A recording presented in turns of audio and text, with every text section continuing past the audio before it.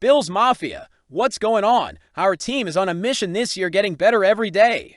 Every rep, every play, the focus is sharp, the energy is high, and the expectations through the roof. As always, if you love your Buffalo Bills and want insider updates, make sure to hit that like button, subscribe, and turn on those notifications so you never miss a beat from Orchard Park. Let's dive into the biggest NFL shockwave of the week. Micah Parsons, arguably the most explosive defensive weapon in the league, has officially requested a trade from the Dallas Cowboys. Contract talk stalled, he's frustrated, and boom, the door is now wide open.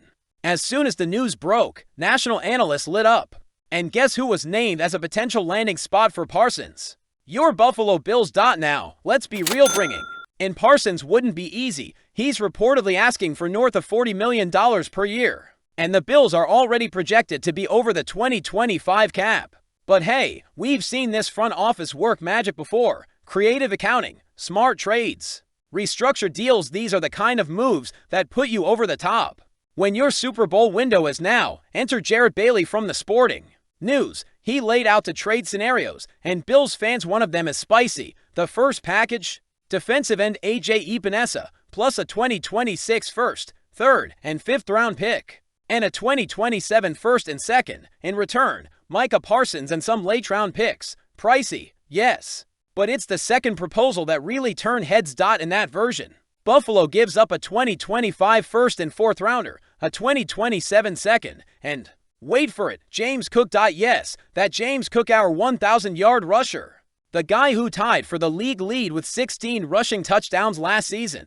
The guy who's become a key part of the Bills' offensive identity. Dallas desperately needs a dynamic running back. They haven't had a true threat in the backfield since Zeke Elliott's early days. Tony Pollard's gone. The Cowboys are searching for that guy, and James Cook fits the bill perfectly. He's electric, he's efficient, he's entering his prime. But here's the kicker. Cook's also due for a contract extension soon. The Bills didn't lock him up this offseason, and he's set to hit free agency in 2026. So the logic goes, if Buffalo doesn't intend to extend him, why not flip him now for a generational defensive talent like Parsons? Sounds cold, but it's the business. Still, it would leave a huge hole in the backfield unless the team has full faith in Ty Johnson and rookie Ray Davis stepping up. That's a big if, but imagine this front seven with Parsons on it. He's not just a pass rusher, he's a game wrecker. He'd instantly become the most feared defender in the AFC East. The Bills could pair him with Von Miller, Ed Oliver, and Greg Rousseau. Just think about the damage they could do. Now let's talk about the guy who's been lighting up training camp, Keon Coleman. I've been a Bills fan my whole life, and I've learned to temper my expectations when it comes to camp standouts. I've seen enough August MVPs fade by October, but this time, I'm struggling to stay grounded because Keon Coleman looks like the real deal. We've seen highlight after highlight on social media. Every day, it seems like Coleman is making acrobatic catches, fighting off defenders, and building serious chemistry with Josh Allen. This past Thursday, the team's official X account, Twitter, posted a gorgeous deep ball from Allen to Coleman, even with obvious pass interference. National outlets picked it up immediately. It went viral. Then there was Joe Marino of Locked On Bills dropping a whole episode called Keon Coleman Electrifies Bills Training Camp. Not to mention Shout with Ryan Talbot and Brent Axe calling it the summer of Keon. And let's not forget Friday night at Highmark Stadium. Coleman had a couple early drops. Sure, but he bounced back big time. AJ Kabolski and others covering the open practice said Coleman stood out again. You can feel the buzz building, and you know what? It's not just hype.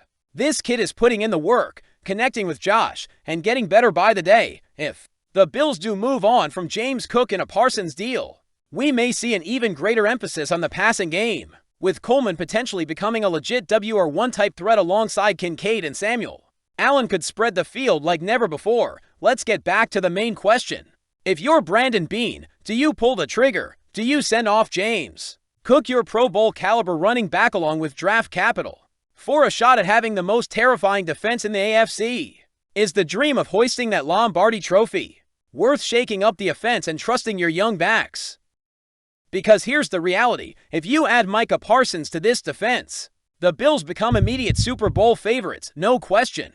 And if Keon Coleman really is emerging into Allen's go-to guy, maybe you can afford to take that risk. We've seen this team fall just short in the playoffs year after year, always one step behind the Chiefs. The Bengals or the Ravens, maybe Parsons is the missing piece. The guy who puts Mahomes on the ground.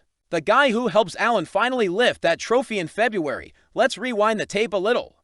Gabe Davis, drafted by the Bills in the 4th round of the 2020 NFL Draft, came into Buffalo as a quiet, humble kid out of UCF, but it didn't take long for him to make noise. He caught 7 touchdowns his rookie year. Then he started making those signature sideline grabs, showing insane body control and a knack for showing up in the biggest moments, of course. No one forgets what he did against the Chiefs in that legendary AFC Divisional Round playoff game. 4 touchdowns, 201 yards, absolute madness. That performance was the kind of thing that builds a legacy.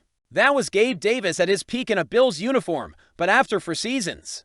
Davis entered free agency and signed with the Jacksonville Jaguars, returning to his home state of Florida in what looked like a great opportunity. Unfortunately, it didn't work out. He got hurt, never found his role in the offense, and was released this past May. Now, NFL media's Kevin Patra is linking Gabe Davis to the New York Giants. And honestly, it makes a lot of sense. Let's break it down. Brian Daboll, the Giants head coach, was Davis' offensive coordinator during his first 2 years in Buffalo. That's where Gabe developed his confidence and carved out his early identity as a big play guy. Joe Schoen, the Giants GM, was part of the Bills front office that drafted Davis in 2020. So you've got the key figures in the building who know exactly what Gabe brings. And look at the Giants' WR room. It's shaky behind Malik Nabers and Wan'Dale Robinson. They could really use a deep threat who already knows Daboll's system. Now toss in the fact that both Nabers and Robinson have already dealt with camp injury scares. And suddenly the Giants are looking pretty thin at receiver again. A guy like Davis could slide in quickly, stretch the field, and bring leadership to a young group. Patra suggests that a 1-year prove-it deal could be exactly what Davis needs to reset his career, and New York could offer that opportunity, okay? Now here's the question some of you are probably asking. Should the Bills try to bring Gabe Davis back? It's fair to wonder. We know what he's capable of. He knows the building, the staff, and the locker room culture, and after adding a lot of new faces at WR Keon Coleman, Laviska Shenault, Josh Palmer, Elijah Moore, maybe having a familiar voice in that room wouldn't be such a bad thing. But here's the reality, a reunion seems very unlikely. Why? Well, for starters, the room is loaded with competition already. Keon Coleman is having a standout camp and is expected to have a big role early. Elijah Moore is showing versatility, Palmer is steady, and Shenault is the gadget guy they've needed. On top of that, Khalil Shakir is looking stronger than ever.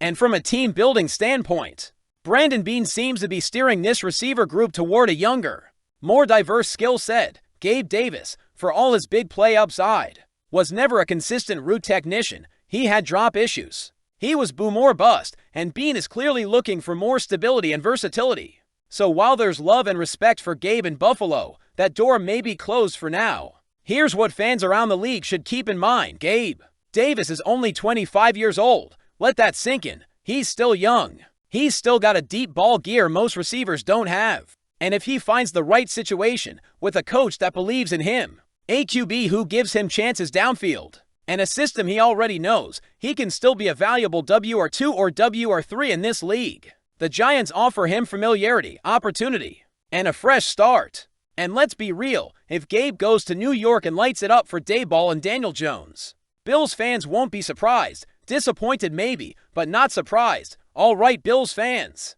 it's your turn. Would you trade James Cook in a couple of picks for Micah Parsons? Would you roll the dice and go all in on 2025? And what about Keon Coleman? Are you all in on the hype?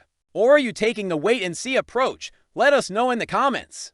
I read every single one of them. This channel is all about you, the fans, and your voice matters here. If you enjoyed this video, please give it a thumbs up, subscribe to the channel, and smash that notification bell so you never miss the latest breaking news from One Bills Drive. Until next time, go Bills!